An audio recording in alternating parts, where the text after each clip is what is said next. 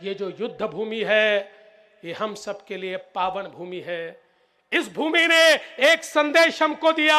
उस समय हमारे मराठों को मदद करने के लिए देश के अन्य राजा भी आ जाते तो शायद अब्दाली यहां से पराजित होकर चला जाता।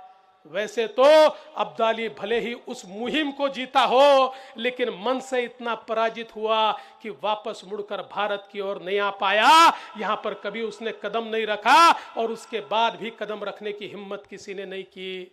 लेकिन मैं ऐसा मानता हूं कि उस समय भी अगर हम एक होते तो सेफ होते।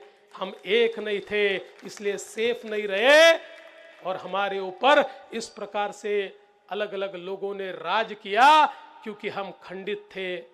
आज हमारे भारत में पानीपत की लड़ाई के बाद हमको यही सीखना होगा। हमको जाति, प्रांत, भाषा के भेद भुलाकर हम समूचे हिंदुस्तानी एक हैं, हम सारे भारतीय एक हैं। इस प्रकार की भूमिका को रखते हुए देश का दुश्मन कौन है इसको समझते हुए अगर हम सब लोग एक साथ आगे बढ़ेंगे तो हमारे प्रधानमंत्री माननीय नरेंद्र मोदी जी ने जो विकसित भारत का नारा दिया है, जो स्वप्न देखा है, उस स्वप्न को हम एक कर पाएंगे, उस स्वप्न को हम पूर्ण कर पाएंगे। लेकिन फिर एक बार अगर हम लोग नापाक इरादों से हमारे देश में काम करने वाली ताकतें जो इस देश को खंड खंड में खंडित करना चाहती है, जन जन को विखंडित करना चाहती है, इस प्रकार की इस सारी मनसूबों को अगर हम लोग उसके सामने हार जाते हैं तो युद्ध में भी हारेंगे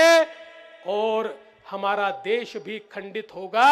अरे हमने तो सपना देखा है उस अखंड भारत का, जिस भारत में हम लोगों ने पाकिस्तान को भी देखा है और पाक ऑक्युपाइड कश्मीर को भी देखा है। ये हमारा सपना है जिसको हमें पूरा करना है, लेकिन उसको पूरा करने के लिए हम सभी को एकत्रित होना पड़ेगा।